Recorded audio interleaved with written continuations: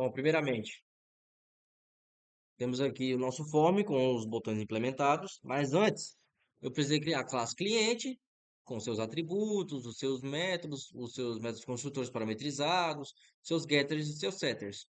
Depois eu tive a criar a classe consumidor, que tem os atributos privados em código, métodos construtores parametrizados, seus getters e setters validados.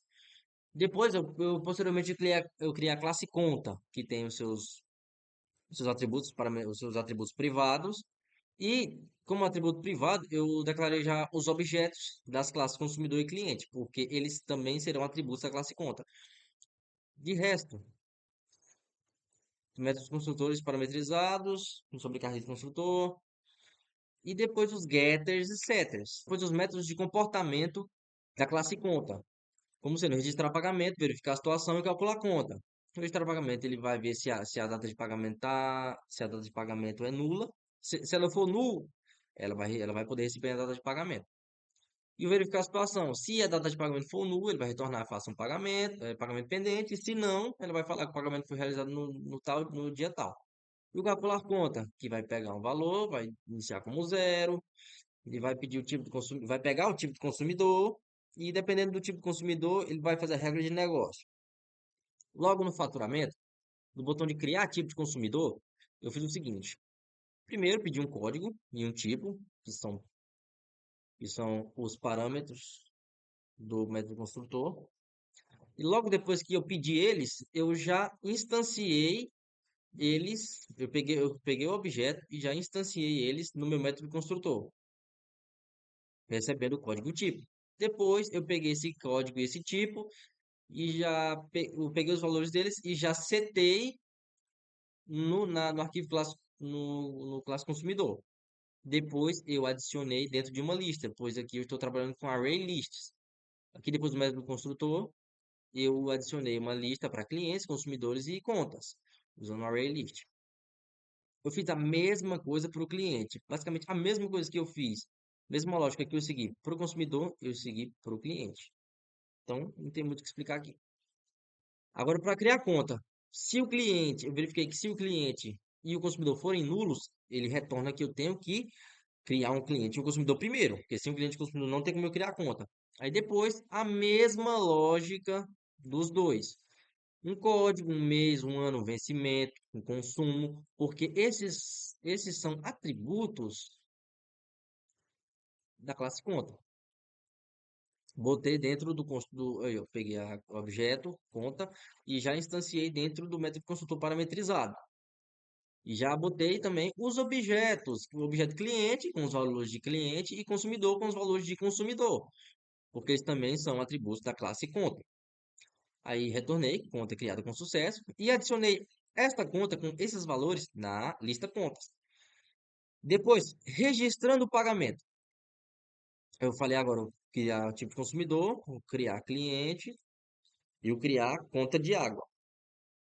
Agora, o registrar pagamento, ele recebe um valor, número da conta, por quê? Eu estou realizando pagamento pelo número da conta, pelo código da conta que eu peço aqui. Eu criei uma variável booleana, iniciando como false, e eu percorri a lista de contas com um for. Eu criei um objeto C da classe conta, percorrendo a lista contas. E se o número da conta for igual ao objeto que está pedindo o código conta, ele vai, o programa vai perguntar uma data para o usuário, ele vai inserir uma data de pagamento, e aí o objeto ele vai registrar a data de pagamento, sendo essa data que foi inserida pelo usuário. Vai retornar pagamento realizado na data, encontrado vai receber true, e ele vai dar um break para ele parar de perseguir, para ele parar de percorrer a lista. Se não, ele vai retornar que não há contas com esse código. Beleza. Agora eu vou verificar a situação. Ele verifica se a lista está vazia. Se a lista estiver vazia, ele retorna que não há contas. Se a lista não estiver vazia, tem algo na lista. Aí ele vai pedir um número de código, de novo, é quase a mesma lógica de registrar o pagamento, que ele vai ter que percorrer a lista e encontrar a conta pelo código. Se ele encontrou a conta pelo código, ele vai retornar o código da conta, aí vai usar o objeto C e vai usar os métodos que pegam os valores, os getters. Aqui ele usou o get cliente porque ele tem que acessar a classe cliente primeiro e depois pegar o nome. Aqui verificar a situação, esse verificar a situação já está dentro da classe conta, então ele não precisou fazer adentrar mais, porque ele já é um objeto da classe conta. Encontrar recebe true, break, beleza. Se não, ele retorna que não há contas com esse código. Ok. Mostrar resumo, ó, mostrando o resumo. E agora para mostrar o resumo. Ele verifica se o cliente, o consumidor e a conta estão, não tem nada. E se não tiver nada, ele retorna que eu tenho que criar o cliente, o consumidor e a conta. Ok. Aí, se não, tem algo na conta. Aí eu crio a variável resumo para receber cliente, que vai pegar o objeto cliente e ela vai pegar o nome. Consumidor vai pegar o tipo consumidor. A conta, ela vai pegar o método calcular conta e a situação vai ser objeto conta pegando, chamando o método verificar situação. Que já esse método verificar situação e calcular conta já está aqui na classe conta. Por isso que o objeto conta já acessa direto. Saída set, tem a saída set text, resumo. Pronto. Ok. Aí, mostrando as contas cadastradas. Isso aqui vai fazer isso aqui vai percorrer a lista. Esse tem a saída só para limpar o JTextArray. E se a lista estiver vazia, ele retorna, que não tem conta cadastrada. Se não, eu uso um for para o objeto C da classe conta percorrer a lista.